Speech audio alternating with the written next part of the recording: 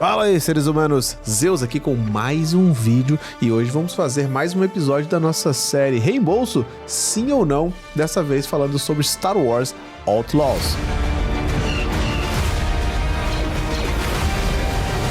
Antes de eu começar a falar sobre o jogo, eu quero explicar o que eu tô fazendo aqui nessa série. Basicamente, eu tô comprando os jogos, eu testo por no máximo 2 horas e eu decido se o jogo me convenceu a continuar jogando ou a pedir o reembolso. E honestamente, eu acho que esse é um teste extremamente válido, afinal de contas, os jogos estão cada vez mais caros. No caso do Star Wars, eu tive que pagar R$550 para jogar agora, antecipadamente. Se eu fosse pagar no dia oficial do lançamento para todos, seriam R$350, o que não é nada barato. E o único recurso que a gente tem nas mãos de fato é justamente esse, testar o jogo por 2 horas antes de perder o dinheiro completamente. Isso vale tanto para Steam como para Epic. Então eu acho que com base na nossa realidade atual, é muito correto dizer que um jogo precisa te convencer que vale a pena pagar o valor cheio dele nessas 2 horas iniciais. E é exatamente isso que a gente vai fazer aqui. Antes da gente começar, se você faz compras na Amazon, utiliza o meu link de afiliado aqui na descrição do vídeo, você faz as suas compras normalmente e você ainda ajuda o canal aqui. Super simples, é só usar o link na descrição e comprar na loja da Amazon normalmente. Dito isso, vamos pro vídeo. Muito bem, vamos começar aqui com os primeiros impactos que você sente quando inicia o jogo, que já começa com uma cutscene em CG muito bonita. Eu tô faminto. E é hora de comer. Logo de cara você percebe que o jogo está dublado, e a dublagem parece muito bem feita, diga-se de passagem, e eu acho que isso é um ponto muito positivo, especialmente se o jogo está querendo te cobrar o máximo possível que o mercado exige. E eu quero deixar esse ponto muito bem enfatizado, porque a partir do momento que um jogo cobra o máximo possível que o mercado possibilita para ele hoje, eu acho que é muito justo da nossa parte que a gente também cobre o máximo de desempenho e de resultado desse jogo. Então, durante toda a gameplay, a dublagem foi muito bem feita, eu curti bastante isso. Segundo ponto, o jogo está extremamente bonito, a ambientação, o mapa, todo o ambiente é realmente muito convincente, tudo é muito bonito. Com as configurações da minha máquina, que eu vou deixar na descrição aqui para você do vídeo, eu consegui rodar no alto acima de 60 FPS o tempo inteiro, no Ultra eu não consegui rodar, ficava com muitas quedas e oscilando bastante, então eu mantive no alto e o resultado foi muito bom, cara, o gráfico realmente é impressionante, você consegue ficar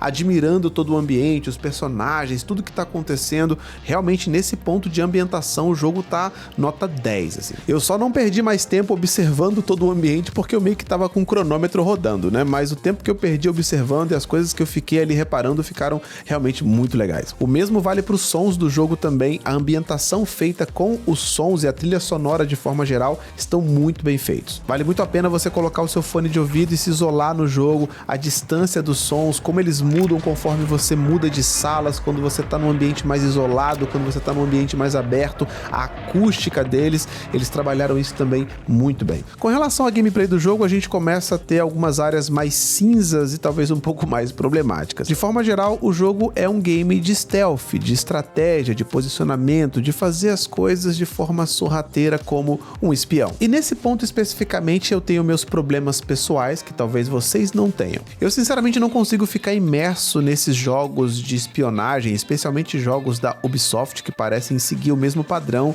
de forma geral com relação à inteligência artificial e como os elementos dessa história se comportam entre si. E a real é que eu nunca consigo sentir realmente o perigo de estar numa situação onde você não pode ser descoberto. Os jogos tentam fazer algumas coisas que ficam no meio do campo, talvez para criar uma situação que fique mais agradável e não mais realista, e sinceramente isso para mim acaba me afastando e tirando a imersão que esse tipo de estilo de jogo deveria oferecer. Eu vou te dar um exemplo. Você chega na primeira missão desse jogo, onde você vai ter que invadir uma casa de um grande bandido cheia de seguranças. Obviamente o ideal é que você passe por todos os caminhos sem ser descoberto, mas na primeira vez muito provavelmente você vai pisar na bola e algum guarda vai te ver e eles vão começar a te caçar, alarmes serão disparados, perseguições vão acontecer, mas de repente você se esconde num canto e eles somem.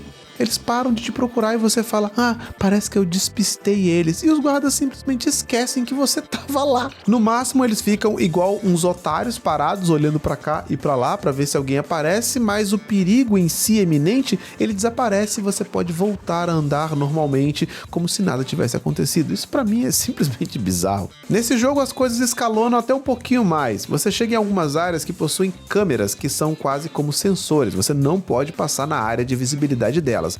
Caso você as destrua, você também vai chamar a atenção e vai ativar o alarme. Se você fez isso e por acaso você acabou sendo pego e morreu, quando você volta de novo para começar, as câmeras continuam destruídas, mas os alarmes não estão ativados. Ou seja, basta você entrar, destruir todas as câmeras, ser pego, morrer e começar de novo, que aí você não vai ter mais que se preocupar com as câmeras. Maravilhoso, né? A personagem principal tem esse pet também que a ajuda durante as missões, chamando a atenção, atacando os inimigos, pegando coisas para ela, ativando portas. Sempre que tem alguma interação possível, esse pet vai ajudar ela durante o processo, o que ficou até legal essa interação entre eles. Mas no geral, eu pessoalmente não consigo me convencer muito com esses jogos stealth, espionagem que a Ubisoft faz. É um estilo que ela segue fazendo basicamente da mesma forma em Assassin's Creed e todos os outros jogos que têm a pegada parecida, e eu sinceramente não consigo me convencer. É algo que eu não consigo entrar de verdade. No final eu sempre saio matando todo mundo, quebrando tudo, porque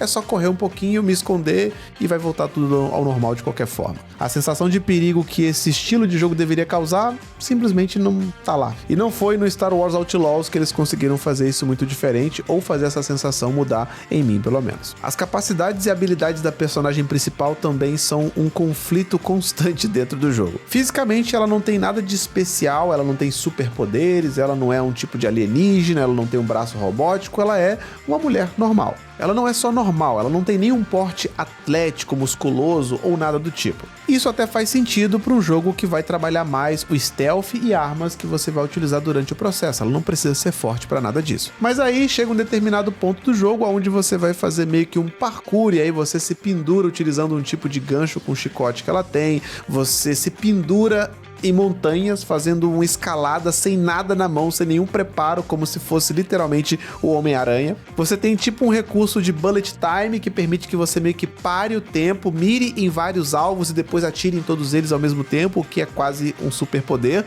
ou pelo menos aqui no mundo real, seria definitivamente um superpoder. Esses momentos quebram um pouco da personagem que eles mesmos querem criar, porque pelo menos nessas 2 primeiras horas, a ideia que eles te apresentam é que ela é uma ladra, ela foi criada com esse intuito de ser uma ladra, de ser esperta, de ser desenrolada para fazer as coisas acontecerem, mas não como uma guerreira forte, capaz de fazer coisas nesse nível, por exemplo. Se em algum momento da história isso vai se desenvolver de alguma outra forma e isso vai ser apresentado dela, eu não sei. Aí fica para quem for jogar o jogo inteiro. Além disso, as animações da personagem quando ela faz essas atividades estão bem ruins e bem travadas, cara. Literalmente parece que as animações estão meio que inacabadas, não tanto lapidadas. Quando ela joga o gancho para se pendurar, ela fica completamente dura, é meio esquisito. A física, quando ela tá pulando também, parece que não é respeitada, ela fica mais leve.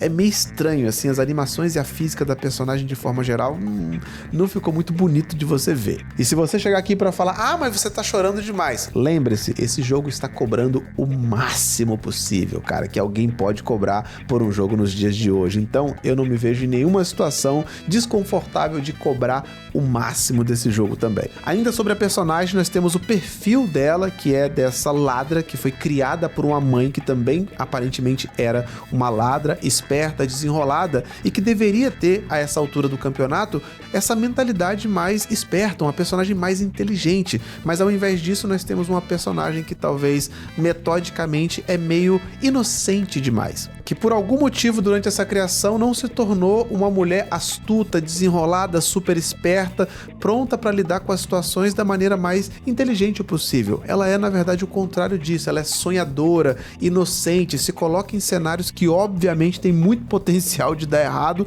sem sequer questionar essas possibilidades e se preparar minimamente para eles. E mais uma vez aqui, com relação à construção do personagem, eu não sei se faz muito sentido que a história que é apresentada e a personagem imagem que vem depois dessa construção, elas se conectam exatamente de forma coerente. E é claro que esse perfil dela facilita para que tudo que está acontecendo no início de fato aconteça, porque se ela fosse um pouquinho só mais inteligente, ela definitivamente não teria se colocado na situação complicada que ela se colocou logo no início para meio que fazer a história andar. Então é meio que muito conveniente que ela seja uma super ladra, a mais capaz de invadir aquela casa e passar por todos os guardas e roubar o que eles queriam que ela roubasse, mas ao mesmo tempo ela seja completamente inocente para fazer isso sem questionar absolutamente nada do contexto no qual aquilo estava acontecendo. A matemática simplesmente não bate para quem está assistindo, mas obviamente bate para fazer com que a história aconteça.